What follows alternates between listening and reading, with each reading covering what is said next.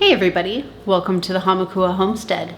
If you're new here, my name is Tiffany, and today we are doing our final installment in the Make It March collaboration. If you're unaware, which you should already know by now because it's nearing the end of the month, Lisa over at SuttonsDaze has put on this amazing collaboration where you get a new recipe using your canned goods every day in the month of March. I have all of the other channels linked in the description box down below, so make sure you go check out all of the other videos that have been going on, and at the end of the month there is a giveaway.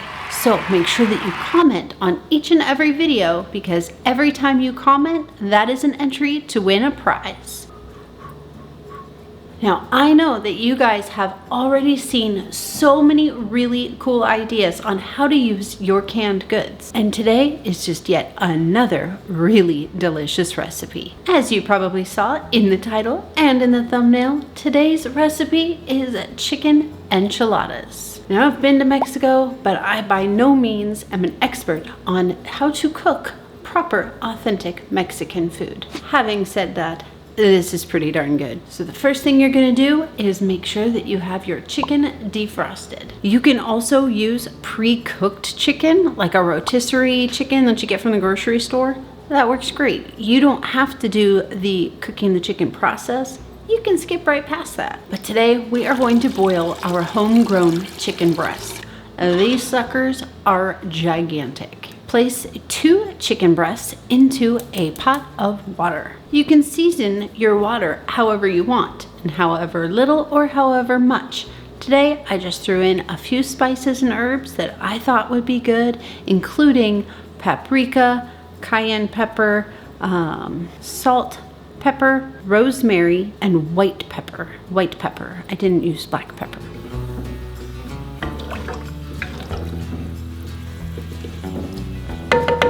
For these gigantic chicken breasts, I did the first 20 minutes, then I flipped them over and did another 10 minutes, and this worked perfectly well.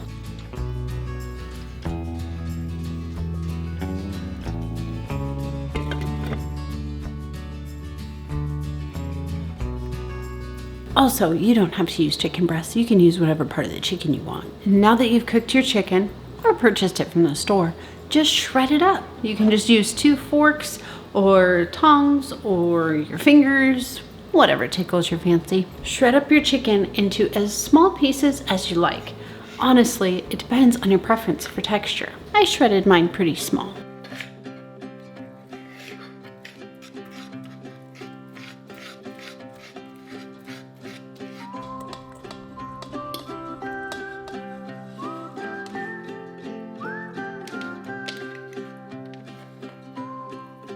Now it's time to get started with the good stuff, the canned enchilada sauce.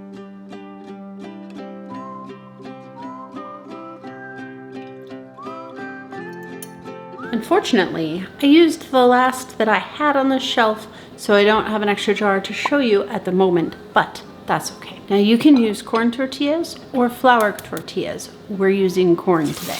Dip your tortilla into your enchilada sauce, and then fry it on each side for roughly 5 seconds. This is going to make your tortilla more pliable so that you can roll it with the stuffing a little bit easier. Now you can stuff it full of your chicken. I added some shredded cheese into mine. Here, you can leave your chicken plain, or you can add different ingredients if you want to. You can add roasted peppers, you can add cheese, whatever you like. I just did the cheese today.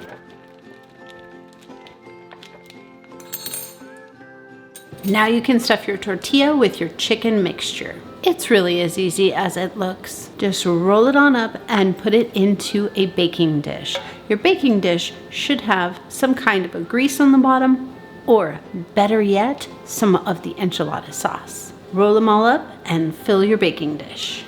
Now I eat at least a cup a day. I've done the research. I've looked into things. Down below, I'll go ahead and link a video that I did. It was going to make our vegan because they are the safest thing. So I just want to throw in a little bit of a safety PSA, and then add as much enchilada sauce onto the top as you want. I definitely was on the generous side. I added 3 pint-sized jars. And boy oh boy, I do recommend this. You definitely do not want this dish to dry out in the oven. So make sure you have plenty of sauce. I'm gonna head home and leave Robert here to clean up all of this. And optionally, you can top it with another big fat layer of cheese. Pop it into a preheated oven at 400 degrees.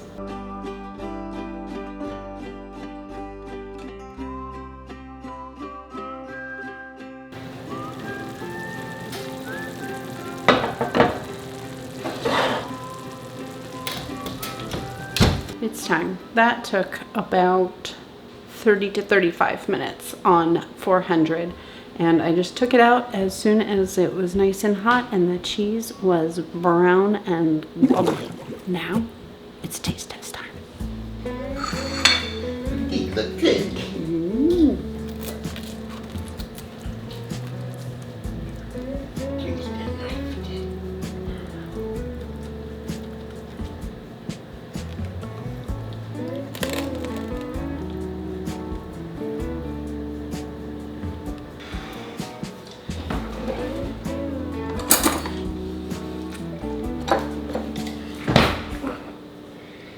This is home canned enchilada sauce that I canned last year.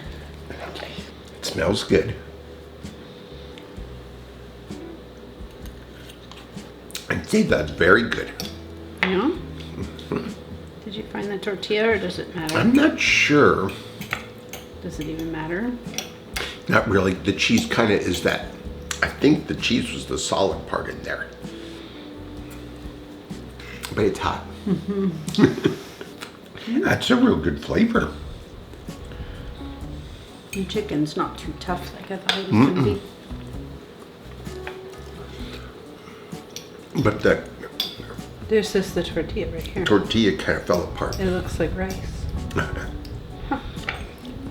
But very good. Maybe flour tortillas would hold up better. I don't think so. I guess maybe it doesn't matter. Maybe it's just good like this. I'm not sure. Was it just how long in the oven? Like 35 minutes? Maybe just less time in the oven, I would think. Maybe. That's good. Good sauce. I like it. The sauce is my favorite part. But also the fact that the chicken is homegrown is my favorite part too. And that it's actually tender and stuff now. I should have taken a picture of it, dang it. On the plate. Good job, baby. Thank you. Okay, that was really delicious. Absolutely divine. 10 out of 10, do recommend. Don't forget to go down in the description box, check out all the other channels that are bringing you recipe ideas for your canned goods. Let's face it, your canned goods are not meant to sit on your shelf, just like Lisa over at SuttonsDaze has instructed us so many times. They're not here to look pretty, they're here to be eaten. And if you want to know how I made this awesome, spicy but not too spicy enchilada sauce, I will link that in the description below as well. Thank you for joining me today on the Hamakua Homestead. I'll see you again soon.